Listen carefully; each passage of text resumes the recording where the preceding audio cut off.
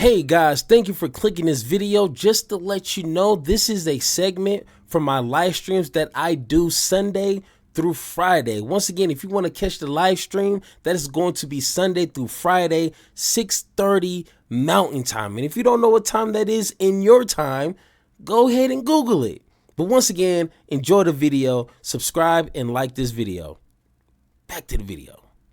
So like I told you guys at the beginning of this live stream, okay? And I don't want to be that guy. Like I should have said every single comment on TikTok and YouTube that said I was wrong.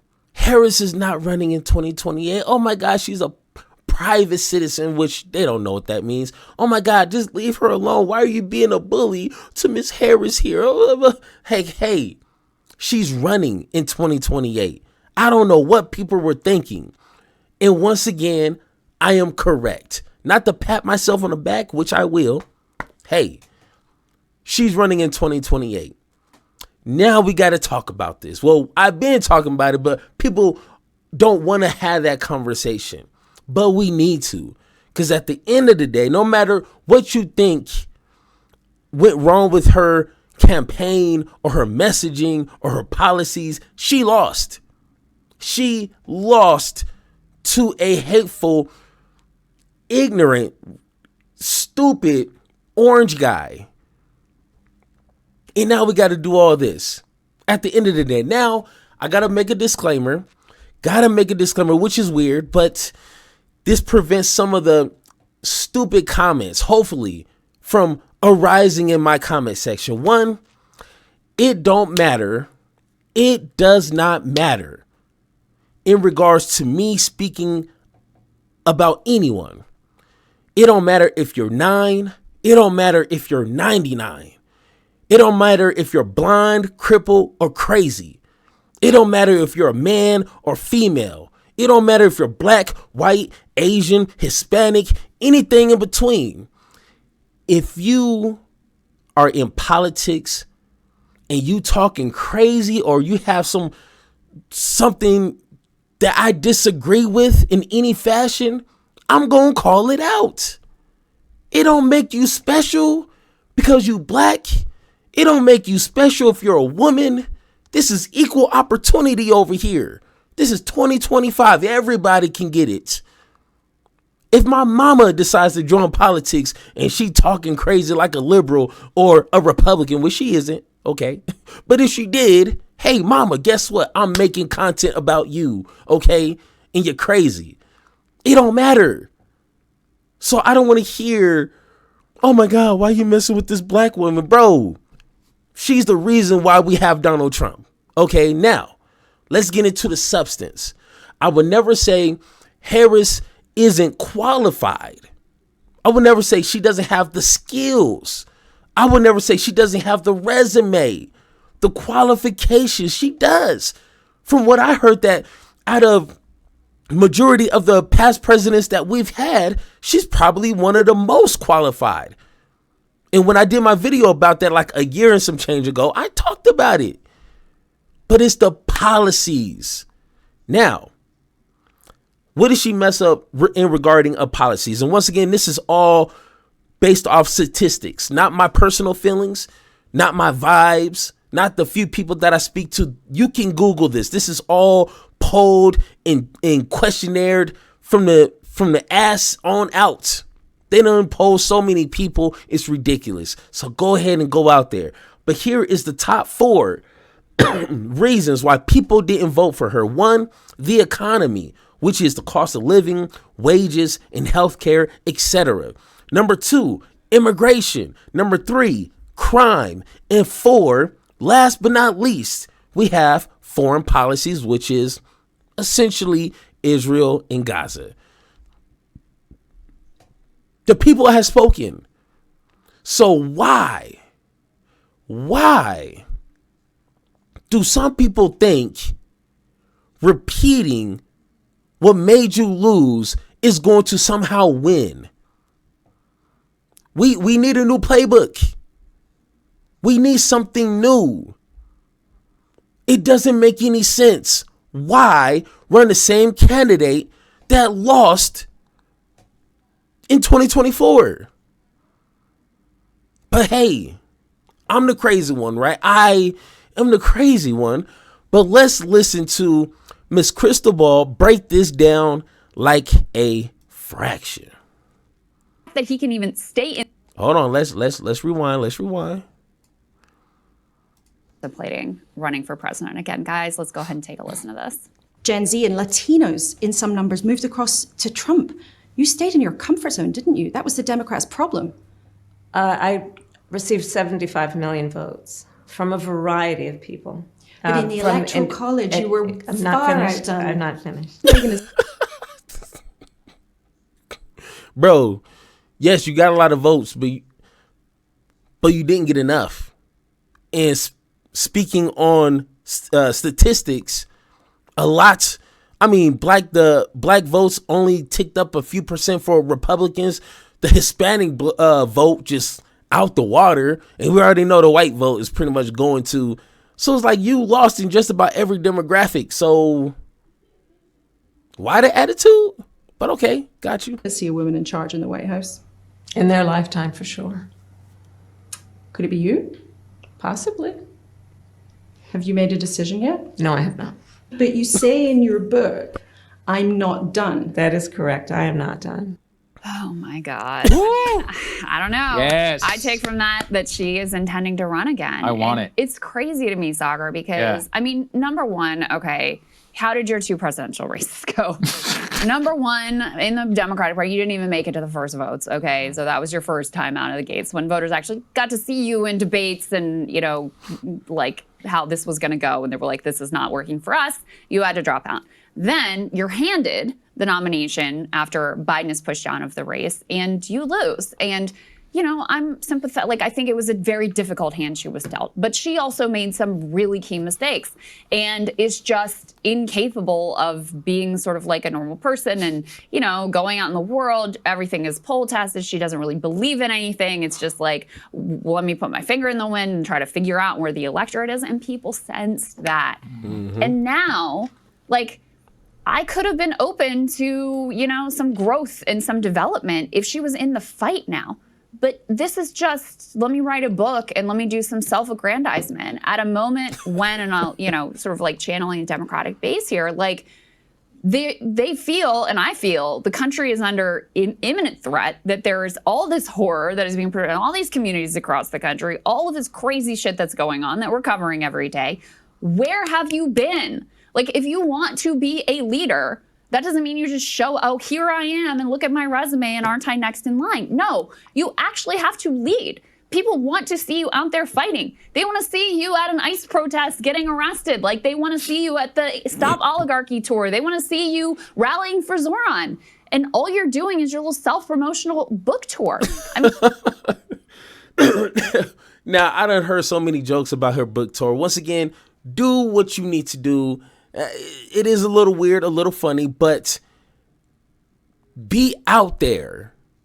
And maybe, like, I'm, of course, seeing this through a progressive perspective, but be out there in the protest. Maybe, like, even a little bit. You ain't got to be out there sweating for, like, 4, 5, 6 hours, but, like, be present amongst the people you want to vote for you.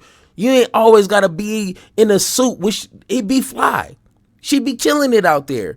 But be amongst the regular people, not just in the privacy of a ballroom with the, like, no, be out there and speak on what matters. Once again, Palestinian people are still getting blown up. Ceasefire, what?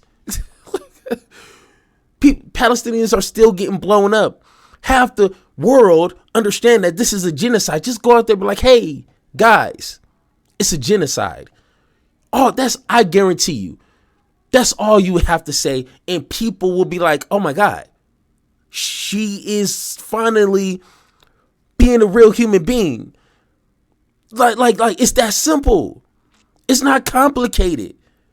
If you're one of those politicians that just want to, like, stick your finger in the air and see where the wind is blowing, do that, because that's where the Democratic voter is shifting to. is progressive. Hey, welcome home, baby. Finally, welcome home. But you need to have the awareness to see that. And unfortunately, she's not showing that. But that's what liberals do. They try to force what they want upon you. But like, hey, I hear you, but this is what you need. Oh, Medicare for all, what? Free education, what? No, I'm going to tell you what you need and you're going to like it. No, that's not how that works. This is not a relationship. This is a transaction. You want my vote, you give me what I want. No ifs, ands, or buts about it. But hey, I don't know. I'm just a YouTuber, right? Rallying for Zoran. And all you're doing is your little self-promotional book tour. I mean, I find it utterly disqualifying, honestly, her absence and her lack of interest in what is happening in the country and the fights that are going on right now. And I have to think that the Democratic base is very much going to feel the same way. It's crazy to me how out of touch this lady is. Yeah, I don't know, though. But at the same time, if you look at the polls, she's always up there. She's got like 4 or 5. The Democratic base, while previously, might be showing some fight and all of that, they still are deferential in some ways to previous party elites. Do they recognize? I think it's over. But do they recognize that the failure is Kamala's, or do they just blame Trump? No, or do they blame the American people? I think it's over. I mean, I would like to know. I genuinely think, No, the answer is they blame the American voters, which I used to. Once again, my videos, I don't delete videos. My videos are still up where I was shaming voters like, hey, why the hell did y'all not come out and vote? I was telling people, vote for Harris. Give a damn about your conscience right now. Give a damn about your feelings. Strategically, you need to vote for her. And I was so upset at the voters, but then I started thinking like, we are the buyers. Politicians are selling us stuff. You need to be able to communicate of what we need. If you see me walking out in the street, I got a nice hat, nice shirt, nice pants, but you see I'm missing some shoes, be like, oh man, he ain't got no shoes. Now don't ask why I ain't got no shoes, but hey, for the sake of the conversation, be like, hey, let me just run to Walmart real quick, or let me run the Nike store, get some fly shoes that match your fit, and I'm gonna sell this to you because I see that you need this. So I'm gonna sell this to you. And that'll be the easiest sale. I mean, we all got a little hustle in us. You need to be able to see this. But no, liberals are like, okay, he got a nice hat, nice shirt, nice pants. Let me tell him he needs another shirt.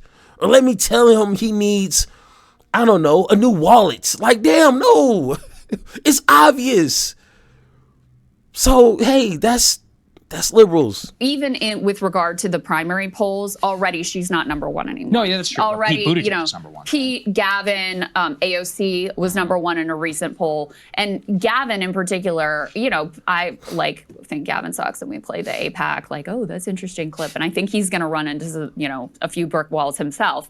But he is in the fight. And the Democratic base certainly appreciates that. But no, if you look at their disgust with current Democratic Party leadership, you think they're going to go back to that well again? Like the person who was a proven loser? Absolutely not.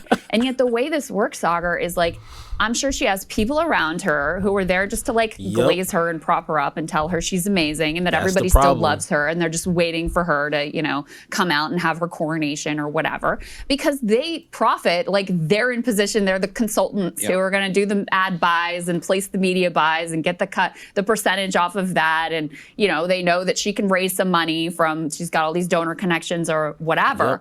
And so they have a personal financial interest in telling her that the country wants her and that there's some interest in her running for president again. It's insane to me. Yeah. And that's important, man. You can't just have these suit and ties around you trying to tell you how to be a politician for the people. What the hell? Advisors, what? No, your advisors need to be the American people. That's who you need to be listening to. Once again, it's kind of weird that a regular old guy like myself understands this. And the best example, the talk of the town, the one that everybody is talking about, is Zoran Mamdani. Does that perfectly. Like we don't even have to talk about his progressive policies, just how he communicates. He's out there on the street like every single day, like making content of him talking to regular people walking down the street. Where's Harris walking down the street, talking to people, conversating? Do that. But no, we need to be in a private ballroom talking about your book where only your hardcore fans are going to be. So they're going to cheer at everything that you say. They're going to love everything you say. Nah, be out there in the real world. Be out there with real conversations. It's not going to be happy-go-lucky. It's not going to be sunshines and rainbow conversations. No, you got to deal with the American people. And that's what liberals fail to do. They too safe. They too comfortable. No, I don't want nobody comfortable. I want someone out there being uncomfortable. That's the kind of person I want. Look, I hope you're right. I want it to be that way. I still am skeptical. I just think there's a weird reverence for these types of figures. There's a long history, unfortunately, of California. Richard Nixon famously lost the election, ran for governor, lost, as Kamala apparently had thought about it, and still was able to prevail in the primary and in the general election in 1968. So there is this weird thing that we have in this country of some sort of reverence. I would hope that you are correct. But also there's the theory of spoiler, right, where she could have enough people. Here's my thing. Will enough people speak out vehemently against her? Elites from which they have some trust. Obama, Biden, even maybe Pete Buttigieg, others who served with her, who are like, this woman is incompetent. She lost as the presidency. I don't think that has we can't to go down that anymore. direction. I hope look at the so. way Andrew Cuomo was. Yeah, discarded, he was abandoned. That's true. But right? He lost the primary. Though. Yeah, exactly. I mean, but yeah, that's the thing. But heading into the primary, it's not like people spoke out for Zoran Mamdani. Everybody just stayed silent. I mean, I guess silence right, but itself is that's what I'm something, saying. but I don't know that it matters what Obama or certainly Joe Biden has to say about Kamala Harris. I think the base is in a very, very different place now. And, we're like Graham Plattner is a perfect example of this. We saw 2 polls that had him way up on Janet Mills. There's another poll that came up that had her up, but he did a town hall last night in a town of like 2,200 people and got 700 people there. And they were the most like normie, white hair, liberal looking Democratic base voters that you could possibly imagine. It's just a different moment now. They tried the Biden way, they tried the Kamala way, and it failed. And at the end of the day, they're not going to be, they're not going to listen to those folks. Again, MSNBC has lost their credibility. All sorts of liberal outlets have lost their credibility. I truly think that they are in a very different place than they were last time around. And by the way, these are the voters that also at least had the good sense to reject her in 2020 as well, before she even got to the, to the starting line. Give him credit. So, I look, we'll see. But even if I just think about Gavin Newsom, I think Gavin would eat her lunch. And he has the same donor base. I want them to have a fight. I want them to have to come out and be like, she's an abject failure, and we're not going down this path ever. They're not going to do that. Yeah, the that's elites the in the word. party, Yeah, exactly. they're not going to do that. But I don't think it matters. The voters themselves will render the judgment. And so, Gavin has the same, these are donor creatures. Like her and Gavin, these are establishment donor creatures. And he's a much better political animal and political, I totally agree. than she is. And they have similar donor bases, both coming out of California. So if I even just think about him versus her, let alone the AOCs or whoever is to emerge over these coming years that are much more charismatic and much more finger on the pulse of where the Democratic base is, I don't think she's got a prayer. But Hey, that's simple. That's simple. Now, just for kicks and giggles, if I had to choose between Harris and Gavin Newsom and even Pete Buttigieg, which I think is like the top 3 runner-ups, at least in the liberal portion of the Democratic Party. Let's say, someone like AOC or someone else didn't make it for whatever reason, okay? And let me know what you guys think in the chat. I would rather vote for a Pete Buttigieg than Gavin and Harris. That's just my take. Once again, it's all the same flavor of liberalism or neoliberalism. But I mean, the only one that seems more authentic, it seems like maybe they can get a grasp of something progressive, would be Pete. Gavin is more, to me, Gavin is more elitist than Harris. Like, I don't know. Something about it was like, a little weird. But at the end of the day, we done tried Harris twice already. Failed in 2020, failed in 2024. Why do we need to try it again? Why do we need to try it again? Let me know. See how you do under pressure. I've been wanting this shit forever. I've been in the field with whatever they throw at me. Brush it off, pick myself up, moving on to the better. Ain't no errors, baby, it's a new era. I wake up early feeling rich like I'm Kesha. I get to the paper, boy.